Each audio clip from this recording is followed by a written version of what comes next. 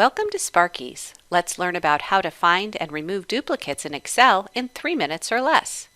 With just a few clicks, you can locate and remove duplicate entries in a spreadsheet.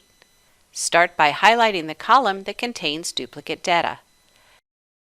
Then, from the Home tab, choose Conditional Formatting, highlight Cells Rules, then Duplicate Values. Click OK to format the cells. Next, go to the Data tab and click on the icon for Remove Duplicates. Choose Expand the selection, then click Remove Duplicates. Click Unselect All, then select only the column that contains the duplicate data you are trying to remove. Click OK, and the duplicate cells will be removed. Click OK again to finish.